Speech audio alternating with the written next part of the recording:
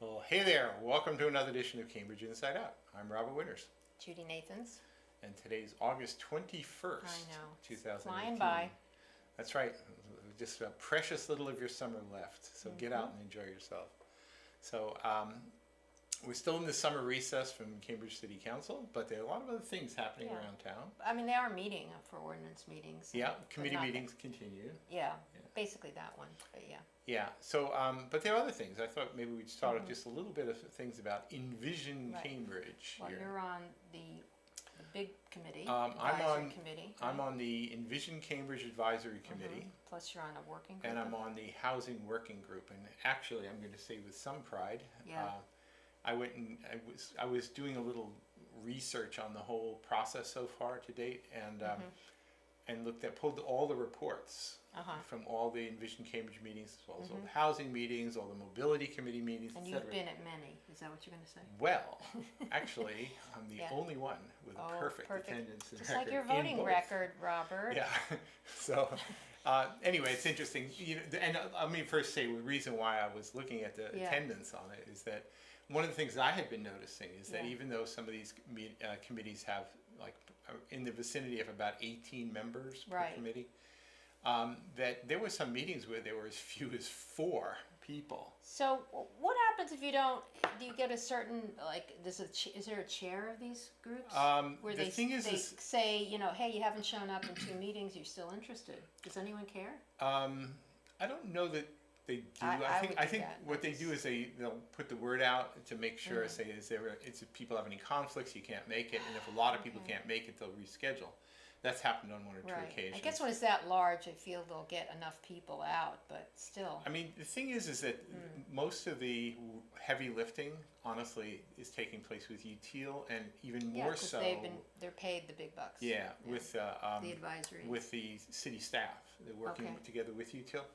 And these various working groups, like a mobility working group, there's an environment and. But that just goes group. to speak to, some people feel like it's just, lip service then to this community. And that's sort of saying, hey, they're not even showing up. You so. know, it sometimes might feel that way a little bit, Yeah. but not always. I think we're heard. Certainly, Okay. all of the comments that we make Get through. they're all written up, and there is usually some kind of response by the following meeting. Okay. I mean, if you're one outlier, maybe not. Right. I speak because I'm sometimes the outlier. Yeah. But for the most part, I think we get heard. Okay. It's not like an Envision Cambridge Advisory Committee is doing the planning. And, Well, that's true. It really is and we don't advisory. vote. You don't vote. Yeah. Advisory committees do not vote. Right. Just like the recycling. Yeah. So anyway, So- I had some concern because, like, for example, on the housing working group, I think there was originally something about 18, but then Wow. you'd be lucky if you had about half of those people showing. And they tended to be a problem, and this happens with neighborhood associations Yeah. and elsewhere in the city Yeah. too, where it tends to be sort of self-selection. So Sure. you could very much happen, it has happened, I think, in the housing working group where you had the representatives from Housing Authority, Just to Start, and Right. Affordable Housing Trust, et cetera. The people should be on the Right. committee, but then a lot of the other voices just don't Just go. regular because they say, citizens. that's just those Yeah. guys, they're just pushing their agenda and whatever, and people don't show up. Yeah. But it's actually important to show up. I mean, Yeah. I look upon my job on Yeah. any advisory committee Yeah. or any city board or commission Yeah. as being a representative. Right. But And- you are extremely knowledgeable about all the workings, and you're probably not the typical resident citizen. No, but But some of these yeah, are. no, I agree. If you're going to make a commitment, number one, you should honor it. That's how I Yeah. feel. Oh, I very You know, much feel that way. Just don't say you're going to be part of something Yeah. if you don't want to be. So I mean, I was starting to get a little concerned that like Yeah. the housing working group was starting to Dwindle. but it was also kind of the recommendations that coming out were sounded almost like lobbying from one faction. And, Okay, like well, from the issues or- nonprofit housing group, which is, as we say, they do the Lord's work. But Yeah. the thing is that you really want your representative committee to be basically speaking for a lot of people in the city and not just one particular. Like property owners, like individual property owners. Yeah, so or, it really should just be, everybody should be having Yeah. some representation on Right. all city boards and commissions, right? Well, they should make sure that happens by who they pick, and if they find that that's fallen off, someone should Right. take care of it. But Right, you really should have. I mean, I think there were certain people came and went, like somebody took another job from, I think on the mobility group, it was somebody who was with an Alewife transportation management agency, a TMA, and or transportation management authority. I don't know what Yeah. it stands for. Somebody took another job, so there was another person who appeared. There was never a formal appointment, but there was a replacement. In other words, to represent that body. Okay. Yeah, and I think there was an MIT representative on the advisory committee got I swapped see. out as well. That's true. So they have to Yeah. then come up to speed, or Well, or else at least sort of be in the moment when Right. you're at having committee Right. meetings, So Okay. anyway, I felt pretty good about the fact Yeah. that I thought I hadn't missed any. I really didn't. So when it was nice. this was a big meeting last week? Well, all right. So the advisory committee, the general one, has been dealing with sort of they've actually been acting kind of as the working committee for urban form as well as one other interest. But then these other specific matters like alewife, mobility, environmental, economy, were all kind of farmed out to their own separate Right. working groups, right? And housing.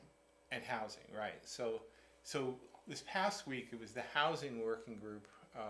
Their recommendations, which are sort of meshing together with some of what's going on at the city council with the proposed affordable housing overlay. Oh, okay. They were the city staff were, and I guess UTL as well, were working out some scenarios for how such a thing might work. So they're both approaching it together in a way, or? Yeah, I mean the thing is city staff and UTL are kind of working hand in hand in all of this. But the thing is that this was heavily dominated by some of the housing division within the community development department, who are have a certain point of view about some of these things. But anyway, it was interesting, and I have to say the proposal, by and large, did not go over well. Proposal from who? All right, so entity? this is from the housing Working group. coupled with the general discussion about affordable housing overlay. Okay. And there were a number of things that I think caused some concern, and I'll be very upfront. Is like I was the first person to speak, Okay. and my first comment was, I know this. We don't vote on this committee, but if we did, I would not be voting for this. So who wrote the report up? I mean, it was really city staff put So together city these staff scenarios and together UTL with had UTL. something. Okay. Right, so they were Okay. basically the idea is that right now if there's a parcel becomes available, the nonprofit housing developers or developers of 100% or nearly 100% affordable housing. Get first shot. Well, no, they No. don't have first shot. No, they But can't. But the you thing can't is mandate that right? if they turned into a bidding war, they would Uh-huh. probably lose, Of course. right? Unless it was a parcel that somebody just wasn't interested in for whatever reason. So anyway, so the idea is what I refer to as they were trying to game the economics. So in other words, what they're going to say is, all right, if you're just an ordinary developer and you want to build on a certain lot, then you have to abide by certain restrictions like floor area ratio, height limitations, setbacks. So is this separate from the inclusionary zoning? Yes, completely separate. Because it can be less than 50 units and still apply? You have to. Yeah, I mean, it's just Because basically. that only kicks in after 50 I mean, units, honestly, right? an affordable housing developer could buy and just build a triple decker if they wanted to. That's what I'm saying. So what I'm asking is that this would affect anybody doing 1 unit up to whatever. Anybody who wanted to do anything anywhere, basically. So what about the 50 unit plus that already have to deal with inclusionary zoning? Is this on top of that? That's a separate matter. Yeah, the thing is, that's another separate ordinance. I understand, but these regulate. All right, I don't understand All right. how they can mandate any of this. So tell me. Well, about it. we'll see. All right. Okay. So anyway, so what they said, the logic is that Yeah. economically it doesn't work. It's not feasible to build these sort of housing especially in the residential A and residential B, which are traditionally low density zones of the Because city. you wouldn't get enough units out of it. You basically. would. Well, You would either if you were to build by this to the same density as any other developer, then the other developer could get more money out of it, so they would bid higher, and then they would be able to make the project very feasible, and you would be left out. And the Affordable Housing Trust simply wouldn't have enough money to go and buy parcels. So what would ever change that for the affordable? Well, so this is the gaming of the economics, which is Yeah. a principle I don't personally agree with. Well, tell me how it would So, work. so for example, they say if you're in a residential B district and you are, and you could have a two-family house, let's say, Yeah. and there are certain limitations like a 0.5 FAR. So you could build a one-story building on half the lot, or a three-story building on a sixth of the lot, right? So it's relatively low density districts. So what they're saying is that you'd have to allow a nonprofit 100% affordable housing developer, you'd have to give them the freedom to build much more densely. Who would have to give them? The city by ordinance. So they would amend the zoning ordinance in order to do this. Now, this is just at the proposal stage. I'm not so sure. But that's it's gonna assuming they could even afford to buy it. fly. Well, the thing is, this is what makes it affordable. So the thing is that if you could build, if an ordinary developer could only build, let's say, Oh, so this would not apply to the ordinary Right. developer? No, Oh, no. I see. So you could only build like a Oh. 1 or 2 family house, Okay. right? Or maintain a 1 or Right. 2 family house and just build it up a little bit maybe. But then the other person could come in and build a 10-unit building. But under these restrictions. No. Okay, so let me just give you some numbers. But who's owning this property? The city? Whoever the nonprofit housing developer might be. That could be Cambridge Housing Authority. No, it could the be- original property that they It's want to somebody, develop. some guy named Joe. He just wants to sell his property. So, Okay, so wouldn't you go to the so- highest bidder?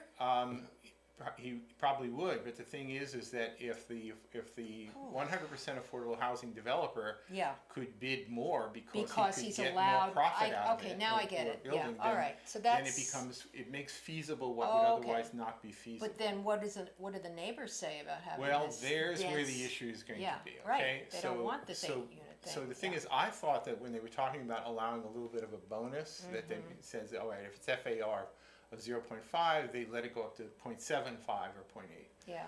But no, they Yeah. did Is that. this an example here? This. Yeah, we'll show you Okay. here. So they ran the numbers, and they Yeah. basically said, and again, I hope I'm getting this correct. They said that in a zone where you are allowed a floor area ratio of 0.5, you'd have to give the nonprofit housing developer the right to build to a FAR of about 2.0, about 4 times the Wow, density. that's a lot.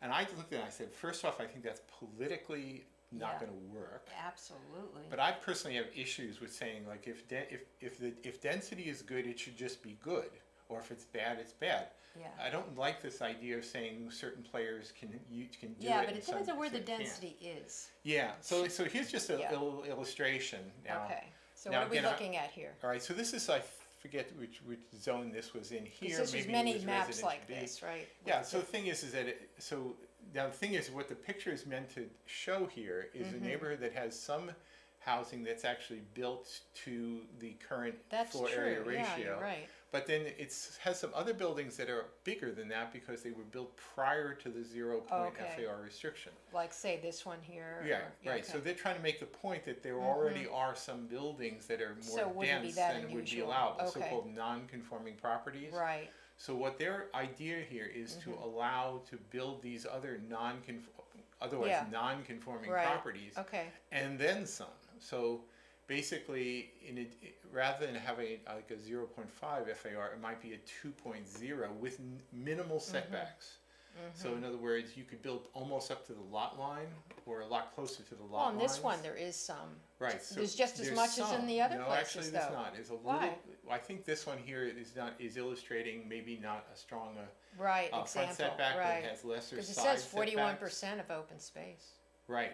Okay. Hmm. But the thing is, so there anyway. So that's more or less what the idea Okay. is All to. right. Now the other thing too is that so I just basically said, look, whatever acceptable density is should just be acceptable density, and I think there are ideals about affordability and the construction of affordable housing that are noble goals. But the thing is that you shouldn't just throw away every other standard of acceptability for people. Well, they'd still have to get a special permit though. Everything would have to be done with special permit. Yeah, so. But the logic, what they're trying to do, and I think Yeah. it's a little bit of hocus pocus, is they're saying is, well, we'll do a measure of fit, and what fit means is that if there's already some hotel style building that was built in like 1930 something, which is way in excess of the Yeah. prevailing zoning, then you would just be allowed to build to that density and Yeah. more. But then by that logic, then every property really could over time, as it gets sold, then be simply Well, rebuilt to not this if much you higher have that density. restriction, it's only for nonprofits though.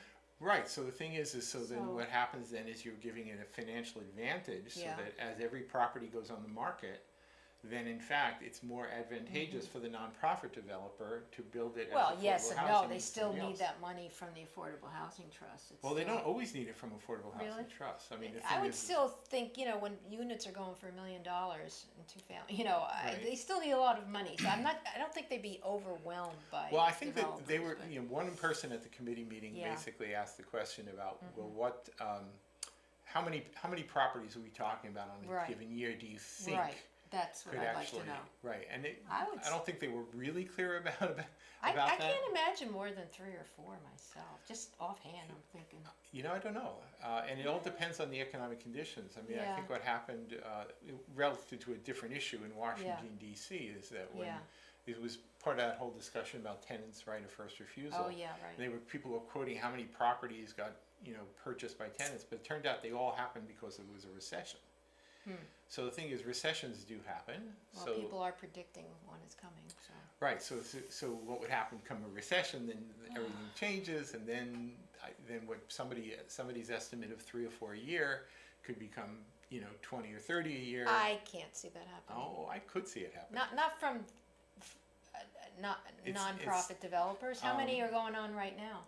Not counting I mean, it depends on what the money public source housing. is. 'Cause Yeah. the thing is, it's actually during recessions, just like with the, what was it, during the recession, during the Obama administration, they were doing shovel-ready projects. Yeah, but that's There was a- Obama. but the- We're not talking about But, Obama now. I know, but Yeah. there'll be another Democratic administration Yeah. at some point, and there will be federal money made available for things that are not currently available Maybe. down the road. We don't know. Right, but the point is zoning is zoning, and once you put it in, it's in until you change it. All right, so you predict a lot of pushback. I think there's going to be a lot of pushback, and it's not just because this is really targeting like the residential A and residential B districts. They didn't even show any images in my type of district, which is like Res C1. Yeah, why not? Why do you think that is? Which, well, in other because words, it's you already- have to border some commercial stuff. Well, no, the thing is, I'm a business A1 district. Oh, but because the you're thing like a is, street But that- yeah. housing that would be built in my zone would have Yeah. to be built to a resident C1 standard, which is Uh-huh. 0.75 floor area ratio. Okay. And height limits and all that stuff. So anyway,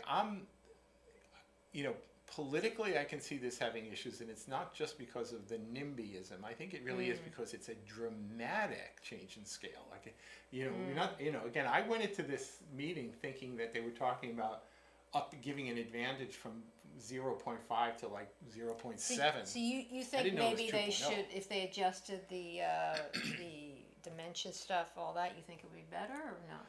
I think that They're just trying to make it basically quadrupling the enticing for the- density for Well- one party versus another, to me, is kind of a non-starter. I mean, to play devil's, I can see why they'd have to do that, because otherwise you're not going to get these nonprofit developers to buy in on it. Because they won't, they wouldn't be able to do it. I think you've got to do it as much, the density as much as they think they can get away with. I do have to point out that Yeah. there are affordable housing projects being constructed today. Where? There was the one in Porter Square that Sean Hope and Company put together. There was the one that was over at the old NBC property over by Dickerson And Street. where did that money come from? They're leveraging it from various sources. But the thing is, projects are happening. This is just a matter of saying, well, can we accelerate the process? Can we make more projects happen? So if they're happening, why change things? Well, that might be a good question to ask. Because there's a Right. big cry to do it, to There- have this overlay, which along with the arts overlay, I don't know, I don't maybe. know how much of a yeah, cry there is. I mean, Well, it's certainly certainly. it's laced into all the city council goals Exactly. about Affordable prioritizing right. the affordability of housing. But the thing is, that's not a blank check that says do anything. No, but everywhere. look, they're coming up with Whatever you something, please. so then, they'll Right, get I the think- feedback about it. Well, they got some feedback, and it was really negative. So, was it a public comment thing, or It was actually a round table type thing, or? Most of the people around the table on the advisory committee were not hot about it. Okay, so And when the public okay. chimed in on it, they were pretty solidly not So is it more enamored along of the it. line that you were talking about? The, Well- what it would allow, or what do you Yeah, think? basically, it was in response to this particular scenarios that Yeah. they were showing us, and it Okay. did not go over very well. There were other ideas expressed, certainly by me, but also by others, to say that, for example, if there are zones, which there are, like residential A, where you can't even have multifamily housing, that should be restricted, that should be lifted. So And residential A, give me an example. Where is a residential A district? Brattle Street, Oh, wow. okay? Okay, all right. there we go. Right. Well, that's All right. not the only ones, but the thing is, there are So res As you cannot have, districts. what, there's no 3 families? There are. Not there. No. What, on Lakeview and all that? Lakeview, that's probably Res B up there. Okay, so there's not, I'm just Right, trying to so- think where A's Right, are. but the thing is, Okay. if you go in West Cambridge, you find a lot of two-family. There are some Oh, you know streets what, that I'd are like to three. look at that map you have of the let me go Yeah, look if you at it. sort of I'll scroll do down that there, while right. you talk, Right. okay? So, but anyway, so there are other ideas that are being floated, which I think are really great Yeah. ideas, which is that multifamily housing should simply be not only permitted but encouraged anywhere anybody wants to build it. Okay, You know, at whatever the prevailing densities are, maybe with a little bit of a bonus. But the thing is that the exclusion of multifamily homes, whether it's on Brattle Street or anywhere, to me makes no sense at all. You know, so that's one thing that I think would be a good improvement. Are the allowable floor area ratios in Res A, Res B, Res C1 all appropriate? I don't think so. For example, my house, maybe it's a little too dense. It's like, I think, Okay, a what floor is- area ratio of about 1.2 or something like that. yeah, The maximum allowable is 0.75 so I'm well over the limit, right? You couldn't build my house under current zoning. But there are a lot of houses of the scale of mine that actually work just fine. So maybe 0.75 isn't the right standard. so go to this map and tell me what I'm looking at here. All right, so this is just a picture here showing the various Res A and Res Okay. B zones. So A is this Harvard Square around here? Yeah, it looks like west of Brattle. Harvard Square, that's definitely along Brattle Street. What is right? what are the ones and twos mean? There are some refinements with it, but there's Res A and Res B, different levels of density allowed. Okay. Like for example, out where it says A2, I think you can put a little Here. bit more density of multifamily. I know there's some condo developments were Okay. built out in some of those there. And then there's But as a you see, there's a A1 lot over of residential B and a lot of out there. You know, west of Porter Square, west of Harvard Square. And the Okay. thing is, typically that would translate into a lot of two-family homes to get mixed in with some single-family homes, right?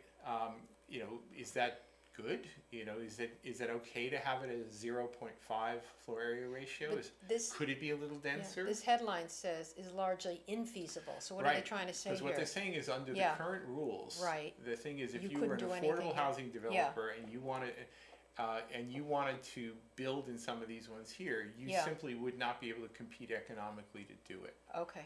right? So, but you could in other parts of the city. So certainly in where I industrial live zones. is Cambridge Port. Is that C? Largely Res C, C1.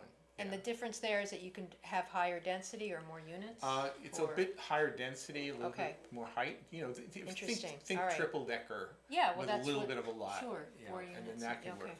And even triple decker would still have to have a pretty good size. But you do have lot brick to do buildings in these areas, like you Right. have, there's an. Well, the thing is that yeah. the zoning code dates to about the 1920s, Oh, so then, and some so buildings be- were built like mine yeah. were built before that. Like because mine's you have, 1912. there's photos here of, Right, and so the thing is, there were various times here, you know, and well, actually, this one is more interesting. yeah, Yeah, look at that. you know, so for example, this is an example of a house that would not possibly. It exists Right, today. Concord at Buckingham Street. I know Right. exactly where Okay, this is. so Yeah. Mm-hmm. if you're going out in like a Res A district, there's no way you could build that today, but Right. it does sort of fit.